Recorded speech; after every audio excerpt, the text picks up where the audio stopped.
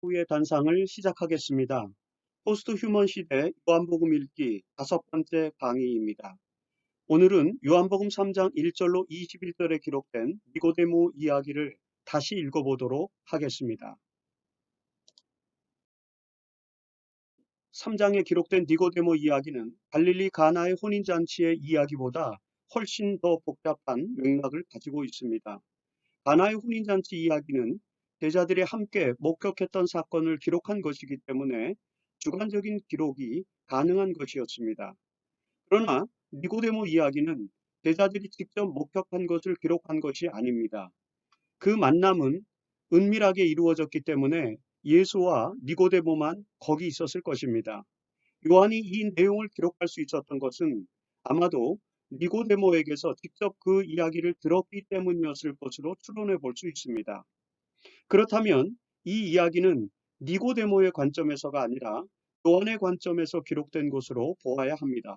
즉, 요한은 니고데모와 예수님의 만남과 대화를 자신이 전달하고자 하는 내용과 연결해서 기록을 하고 있는 것입니다. 이런 이유 때문에 이 본문은 두 부분으로 이루어져 있습니다. 우선 첫 부분은 예수와 니고데모와의 대화 부분입니다. 이 부분은 아마도 1절부터 12절까지의 내용으로 구성되는 것으로 보여집니다. 그리고 두 번째 부분은 13절부터 21절까지인데 이 부분은 3인칭의 시점으로 기록되어 있는 것으로 보아서 요한이 이 이야기를 토대로 독자들에게 전하고자 하는 내용으로 이해될 수 있습니다. 결국 이 본문의 구조는 저자인 요한이 독자들에게 전하고자 하는 기별, 즉 13절로 21절의 내용을 니고데모 이야기, 즉 1절로부터 12절의 이야기를 토대로 전개하고 있는 것으로 정리해 볼 수 있습니다.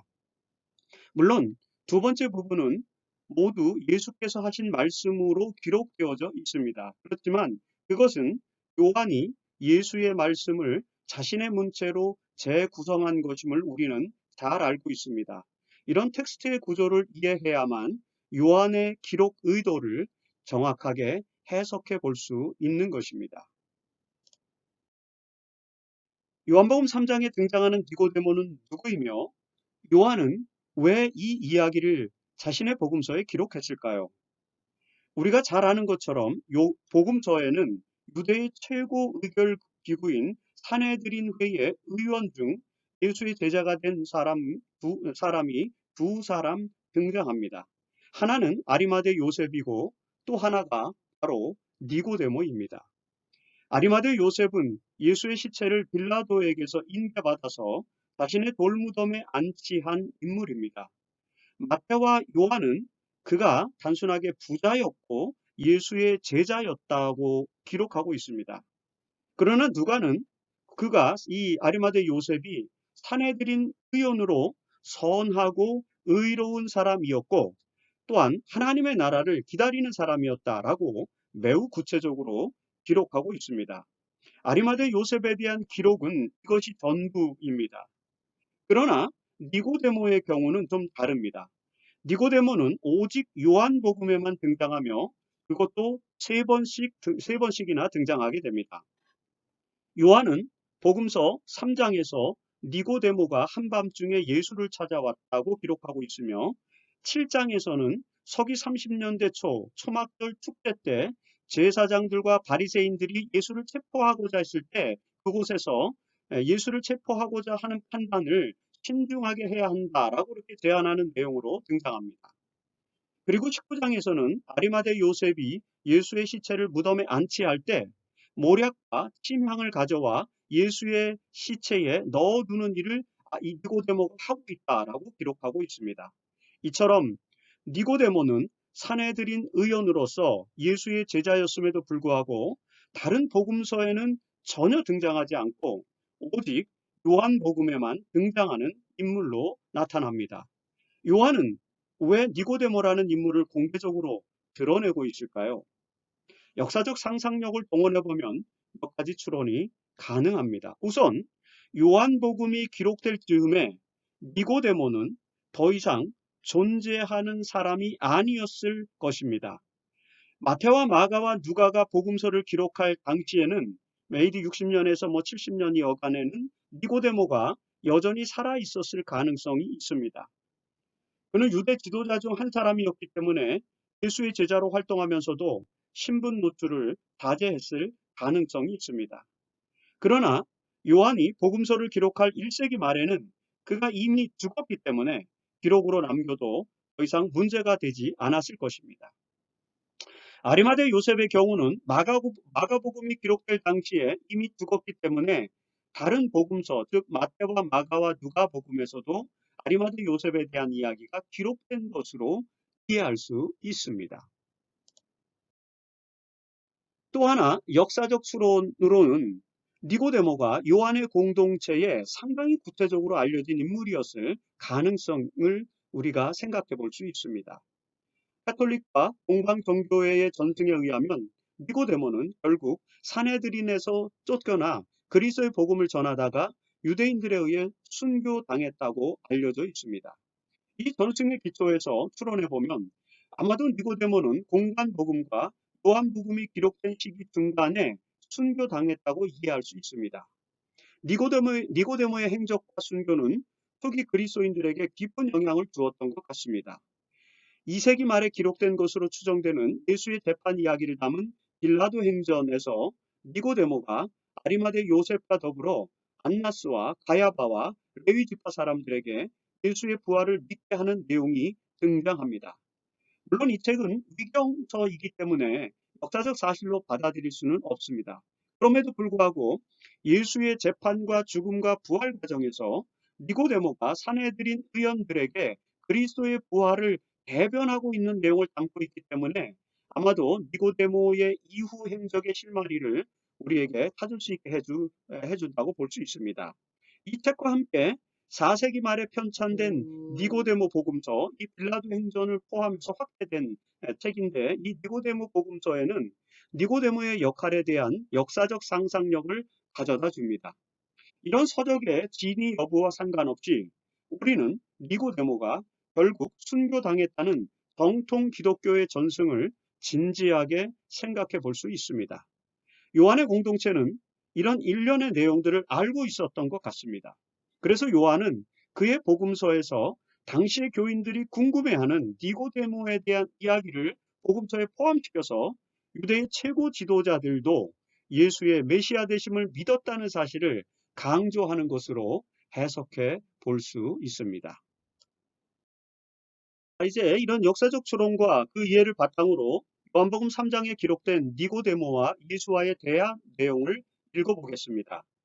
니고데모 이야기는 성전 정화 사건이 기록된 요한복음 2장의 마지막 부분과 직접적으로 연결되는 것으로 기록됩니다. 성전 정화 사건이 있은 후 예수께서는 그 6월절 축제 기간 중에 예루살렘에 좀 더 머물러 계시면서 백성들에게 여러 표적들을 보여주십니다. 그러나 그는 그 표적들을 보고 믿는 사람들에게 스스로 자신을 의탁하지는 않으셨습니다. 예수는 아직은 사람들로부터 메시아로 인정받을 필요가 없다고 말씀하십니다. 바로 그때에 바리새인이자 사내들인 의원인 니고데모가 밤중에 예수를 찾아옵니다. 킹제임스 버전이나 한글 번역본에는 생략되어 있지만 원문에는 헬라어 원문에는 요한복음 3장 1절이 그때, now, 그때에 라는 단어로 시작합니다. 즉, 이 이야기는 성전 정화 사건이 있던 그 6월절 축제 기간에 일어난 것이었음을 알게 해줍니다. 니고데모는 예수께서 행하시는 표적을 보고 그가 하나님께로부터 오신 선생인 줄 알게 되었다고 증언합니다. 그러나 예수께서는 누구든지 가신하지 않으면, 거듭나지 않으면 하나님 나라를 볼 수 없다고 동문서답과도 같은 말씀을 하십니다. 이로 인해서 거듭남에 대한 대화가 오갔고 예수께서는 물과 성령으로 거듭나야만 하나님 나라에 들어갈 수 있다고 말씀하십니다. 니고데모는 이 말씀의 의미를 잘 깨닫지 못하는 것처럼 그런 뉘앙스로 복음서는 기록되어 있습니다. 이때 예수께서는 하늘의 일을 말씀하시면서 예수께서 나무에 달리실 것이며 그 예수를 믿으면 영생을 얻을 것이라는 더 유명한 요한복음 3장 16절의 말씀을 주십니다. 그리고 하나님께서 아들을 이 땅에 보내신 것이 세상을 심판하려 함이 아니라 구원하려는 것임을 강조합니다. 물론 이 세상은 빛을 받아들이지 않으므로 심판을 받게 되지만 그것은 하나님의 뜻이 아니라는 사실을 요한은 강조합니다. 오늘의 본문은 이런 내용으로 구성되어 있습니다. 요한이 이 내용을 기록한 의도에 비추어서 본문의 내용을 이제부터 해석해 보도록 하겠습니다. 먼저 이 이야기의 맥락을 알기 위해서는 니고데모가 예수를 은밀하게 찾아오게 된 배경과 그 이유에 대해서 이해할 필요가 있습니다. 니고데모가 예수를 찾아오게 된 배경은 무엇이었을까요? 그는 70명의 사내들인 의원, 대제사장이 포함되면 71명입니다. 의장이기 때문에 의장을 뺀 70명의 사내들인 의원 중 한 사람으로서 유대의 최상위 계층에 속했던 인물이었습니다. 바리새인으로서 그는 종교적으로 매우 경건한 사람이었습니다. 예수께서도 그를 이스라엘의 선생, 즉 랍비라고 부를 만큼 높은 신분의 사람이었습니다. 그럼 그가 왜 민중의 지도자인 예수를 하나님께서 보내신 랍비로 이해하게 되었을까요? 복음서의 기록에서 그 이유를 우리는 추론해 볼 수 있습니다. 마태의 기록에 보면 침례자 요한이 침례를 베풀 때 많은 바리새인들과 사두개인들이 그곳에 왔다고 기록하고 있습니다. 요한의 기록에서도 제사장들과 레위인들이 침례자 요한에게 와서 내가 누구냐라고 묻는다는 것을 우리는 2장에서 이미 살펴보았습니다. 니고데모는 아마도 이들 중 한 명이었을 것으로 추측됩니다. 당시 제사장들 중에는 바리새인들도 있었기 때문에 그런 추론이 가능합니다. 대제사장의 경우는 사두개파가 독점을 했지만 제사장들의 경우는 아론의 계열에 속한 바리새인들도 있었습니다. 따라서 마태와 요한의 기록에 의거해서 바리새인이었던 니고데모가 그 현장에 있었고 침례자 요한이 예수를 메시아로 소개하는 장면을 아마도 니고데모는 목격했을 것으로 볼 수 있습니다. 이때부터 니고데모는 예수에 대해서 관심을 갖게 됩니다. 그리고 6개월 후에 예수께서 예루살렘에 오셔서 성전을 정화시키는 사건도 지켜보았을 것입니다. 특별히 니고데모는 성전 정화 사건 이후에 예수께서 예루살렘에서 행하신 표적을 보고 하나님께서 보내신 존재라는 사실에 어느 정도 확신을 갖게 되었습니다. 그래서 그는 예수를 만나서 자신이 보고 느낀 사실을 고백하고 자신이 궁금해하던 문제를 질문해야겠다고 아마 결심을 했던 것 같습니다. 그는 신분이 높은 사람이었기 때문에 다른 사람의 눈을 피해야만 했고 그래서 밤중에 예수를 독대하게 된 것입니다. 이것이 니고데모가 예수를 찾아오게 된 배경입니다. 그렇다면 그가 예수에게 확인하고 싶었던 것은 무엇이었을까요? 요한복음 3장에 기록된 예수와 니고데모와의 대화를 통해서 우리는 그 궁금증이 무엇이었는지를 유추해 볼 수 있습니다. 요한이 기록한 대화의 내용을 보면 예수는 니고데모가 질문을 하기도 전에 대화를 이끌어갑니다. 이것은 아마도 그 대화의 방향이 무엇인지를 이미 알고 있었던 요한이 니고데모의 질문을 생략하고 이 내용을 기록하고 있기 때문인 것으로 추측됩니다. 이런 추론으로 내용을 재구성하면 니고데모는 예수님께 이런 질문을 했던 것 같습니다. 예수님, 당신이 행하신 표적을 보니 하나님이 보내신 메시아가 이제 분명합니다. 그렇다면 이제 하나님 나라를 우리가 볼 수 있겠습니다. 볼 수 있겠네요? 이런 질문입니다. 만일에 이것이 니고데모가 예수에게 했던 질문이라면 그가 그 밤에 예수를 찾아온 이유는 분명해집니다. 그는 메시아의 출현과 하나님 나라의 상관관계에 대해서 잘 알고 있었던 랍비 중에 한 사람이었습니다. 그래서 메시아에 대한 표적은 확인했으니 이제 하나님 나라가 드러나야 하지 않겠느냐는 질문을 하고 있는 것입니다. 요한은 예수의 침례 사건을 명시적으로 기록하지 않았기 때문에 침례 후에 예수님께서 전하신 첫 번째 기별이라고 알려진 마태복음과 마가복음과 누가복음에서 알려진 기별, 즉 회개하라 하나님의 나라가 가까이 왔느니라는 내용을 요한복음은 기록하지 않습니다. 그러나 요한은 이 첫 번째 기별, 회개의 기별, 하나님 나라가 가까이 왔느니라는 이 기별 대신에 그와 비슷한 내용의 기별을 요한복음 3장에 넣고 있습니다. 요한은 예수의 기별을 다른 관점, 즉 거듭나지 않으면 하나님 나라를 볼 수 없다는 내용으로 기록하고 있는 것입니다. 회개하라, 하나님 나라가 가까이 왔느니라. 이런 예수님의 첫 번째 기별, 마태마가 누가에 기록된 그런 그런 내용이 아니라 다른 관점에서 이 기별, 예수님의 기별. 즉 예수님은 너희들이 거듭나지 않으면 하나님 나라를 볼 수 없다.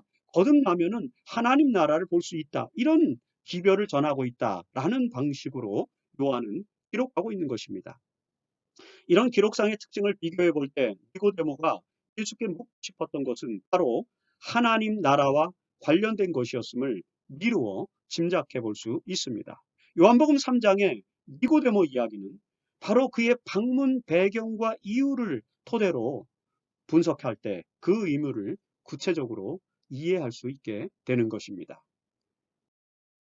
그렇다면 니고데모와의 대화에서 예수께서 전하신 기별의 내용은 구체적으로 무엇일까요? 요한복음에 따르면 예수께서는 물과 성령으로 거듭나야만 하나님 나라를 볼 수 있고 또 그곳에 들어갈 수 있다고 말씀하십니다.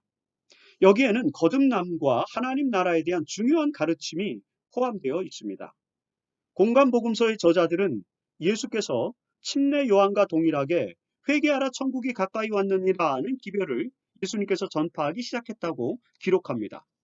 그러나 요한복음은 예수께서 하나님의 나라를 이제 너희가 볼 수 있고 그 나라에 들어갈 수 있는 기별, 그것을 전파하고 있다고 설명을 하는 것입니다. 하나님의 나라가 가까이 왔느니라를 넘어서서 더 진전해서 하나님 나라를 너희가 이제 볼 수 있고 그 나라에 들어갈 수 있다는 기별을 전파하고 있다는 것입니다. 이처럼 예수님의 기별이 하나님 나라가 가까이 왔기 때문에 회개하라는 것에서 물과 성령으로 거듭나면 하나님 나라를 볼 수 있다는 것으로 보도화되고 있는 것을 우리는 알게 됩니다. 물과 성령으로 거듭난다고 하는 것은 침례자 요한의 기별과 연결시킬 때 예수의 침례를 말하는 것으로 이해할 수 있습니다. 침례자 요한의 침례는 물로 베푸는 회개의 침례였습니다. 바리새인들은 요한에게 당신이 메시아도 아니면서 왜 침례를 베푸느냐고 요한복음 1장 25절에 보면 따지고 있습니다. 그러자 요한은 성령으로 침례를 베푸는 이인 예수께서 오실 것이라고 답변을 합니다. 이 대화의 의미를 이해하기 위해서는 침례와 관련된 역사적 내용들을 알아야만 합니다. 예수 시대의 침례는 이방인들이 유대인으로 개종할 때 행하는 예식이었습니다. 이방인이 유대인으로 다시 태어나는 의미 혹은 이방인이 하나님의 백성으로 거듭나는 의미를 가진 것이 바로 침례 예식이었습니다. 따라서 유대인들은 침례를 받지 않았습니다. 아니, 받을 필요가 없었습니다.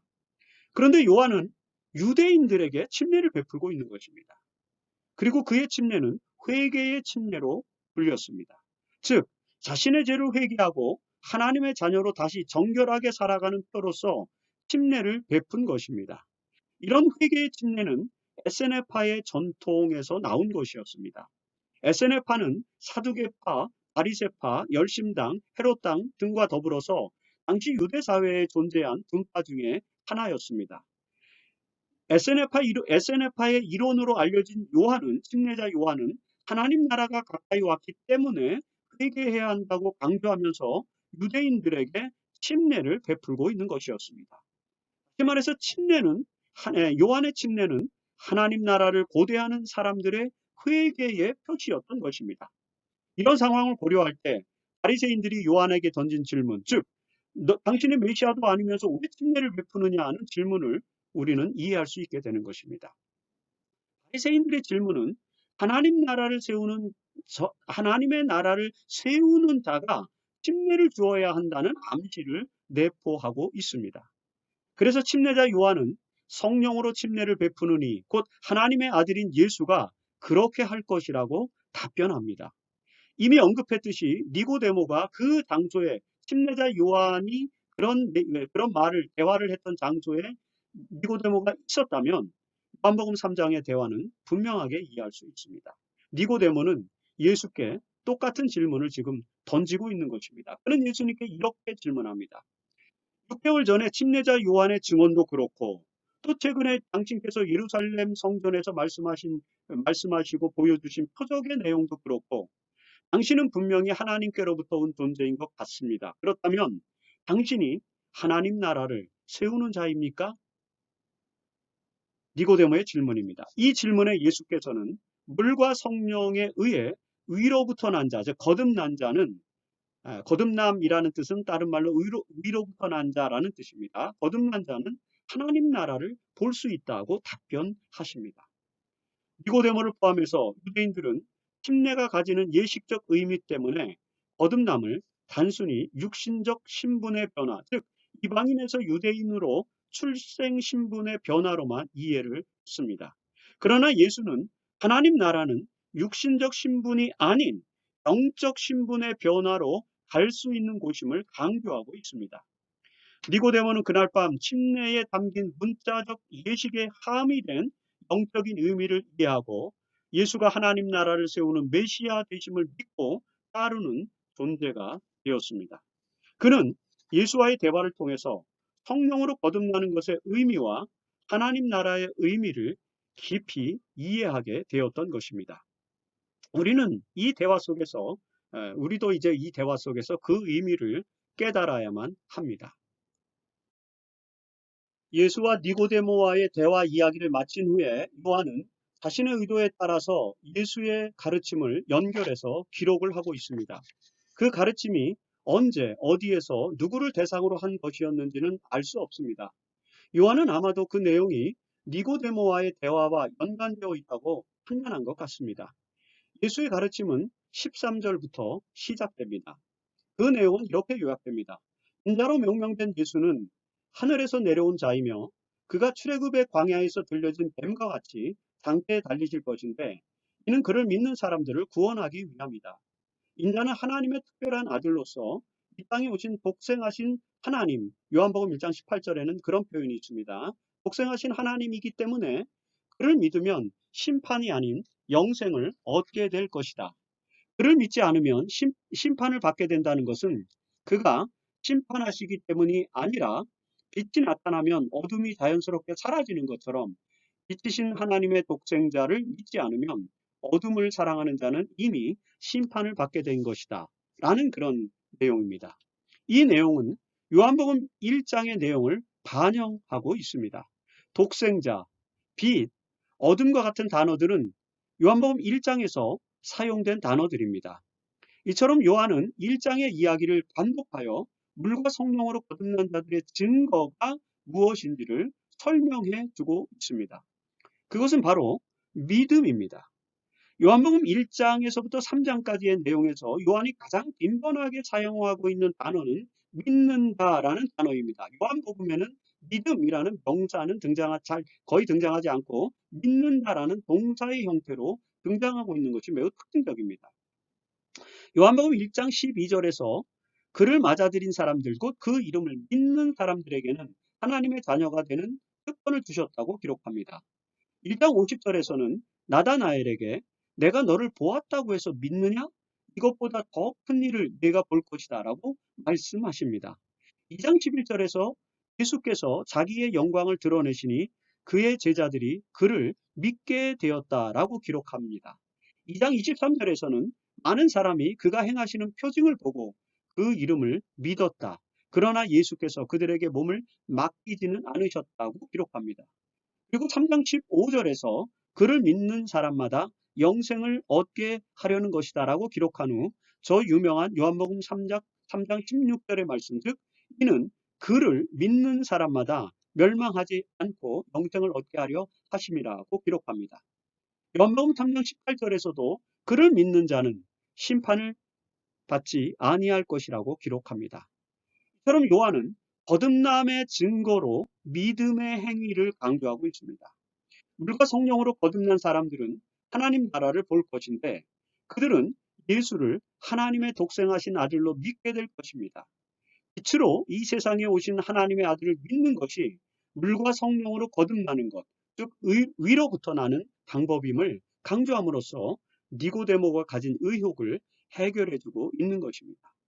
여기서 요한이 빛으로 이 땅에 오신 독생하신 하나님의 아들이신 예수를 믿는 믿음을 강조하는 것은 1차적으로는 요한 공동체를 향한 호소였을 것으로 보여집니다.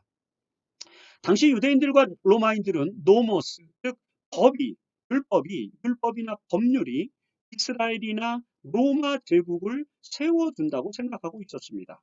그러나 바울은 그리스도인들에게 피스티스, 즉 믿음이 하나님 나라를 세워준다고 로마서에서 가르칩니다. 그 가르침에 따라서 그리스도인 공동체는 노모스, 즉 율법, 법률이 아닌 피스티스, 즉 믿음을 통해서 하나님 나라를 세우기 위해서 노력하였습니다. 1세기 말에 이르러 요한 공동체에게도 그 신앙 정신은 매우 중요했던 것이었습니다. 이것은 그리스도인들을 유대인들 및 이교도들과 차별화하는 매우 중요한 사상이 되었습니다. 노모스가 아니라 피스티스가 하나님 나라를 세운다는 사상은 매우 중요한 사상이 된 것이죠. 요한은 니고데모와의 대화 이야기를 토대로 바로 이런 초기 그리스도인 공동체의 핵심 사상을 강조하고 있으며, 그 강조점의 중심에는 예수가 독생하신 하나님의 아들이었으며 그가 십자가 희생을 통해서 하나님 나라를 보여주셨다는 사상, 그래서 그를 믿는 믿음으로 이제 피스티스로 하나님 나라가 세워진다라는 사상을 우리에게 알려주는 것입니다.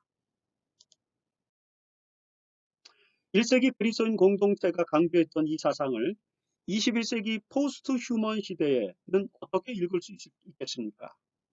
니고데모 이야기는 우리에게 몇 가지 중요한 말 건네를 또 하고 있습니다. 첫 번째는 니고데모가 생각한 것처럼 메시아가 오시면 하나님 나라가 세워진다는 것입니다. 요한은 하나님의 아들이신 예수께서 메시아로 오셨기 때문에 하나님 나라를 볼 수 있게 되었다고 말합니다. 그렇다면 우리는 예수께서 세우신 그 하나님 나라를 볼 수 있어야 합니다. 그러나 우리는 니고데모처럼 메시아 예수가 오셨음을 확신하면서도 하나님 나라를 보지 못합니다. 여기서 두 번째 말 건냄을 경험하게 됩니다. 메시아가 오셨음에도 불구하고 사람들은 왜 하나님 나라를 볼 수 없는 것일까요? 니고데모의 영적 딜레마는 오늘 우리의 딜레마와 동일한 것입니다. 예수께서 오셔서 세우신 하나님의 나라는 무엇이었을까요? 예수께서 이 땅에 오셔서 무엇을 세웠는지를 생각해 보면 그 물음에 대한 답을 얻을 수 있습니다. 예수께서 이 땅에 오셔서 세우신 것은 바로 교회입니다. 메시아가 세우신 교회, 그것이 이 땅에서 우리가 볼 수 있고 들어갈 수 있는 하나님 나라인 것입니다. 하나님의 아들이신 예수께서 고난과 죽음과 부활을 통해 세우신 하나님의 교회는 이 땅에 세워진 하나님의 나라인 것입니다. 그러나 사람들은 교회에서 그 하나님 나라를 보지 못합니다. 왜 그럴까요? 세 번째 말 건냄은 바로 이것입니다. 예수께서 이 땅에 하나님 나라, 즉 교회를 세우셨지만 사람들은 하나님 나라를 보지 못합니다. 그 이유는 그들이 물과 성령으로 거듭나지 않았기 때문일 수 있습니다. 그러나 여기에는 더 실존적인 말 건냄이 있습니다. 즉 예수께서 세우신 교회가 이 땅에 세워진 하나님 나라라는 사실을 사람들이 알 수도 없고 볼 수도 없는 이유는 바로 이 교회가, 하나님이 세우신, 예수님이 세우신 교회가 성령으로 거듭나지 않았기 때문이라는 것입니다. 이것은 대단한 역설입니다. 교회는 예수님께서 피로 세우신 기관입니다. 예수께서 십자가와 부활을 통해 이 땅에 하나님의 나라인 교회가 세워졌습니다. 교회는 물과 성령으로 거듭난 믿는 자들의 공동체입니다. 그런데 그 공동체가 성령으로 거듭나지 않으면 하나님 나라가 될 수 없고, 사람들은 교회가 이 땅에 세워진 하나님 나라라는 사실을 알 수도 없고 그 하나님 나라에 들어올 수도 없다는 것이죠. 요한복음 3장의 니고데모 이야기는, 이 니고데모 이야기에서 예수는 우리에게 바로 이 점을 호소하고 있는 것입니다. 하나님의 아들의 희생으로 세워진 교회는 이 땅에서 하나님의 나라가 되어야 합니다. 교회가 하나님 나라가 되려면 그리스도인 공동체가 성령으로 거듭나야 한다는 것입니다. 로고스 대신 예수께서 하늘에서 이 땅으로 내려오셔서 메시아가 되셨듯이 교회는 위로부터 다시 태어나서 이 땅에 세워진 하나님 나라가 되어야 합니다.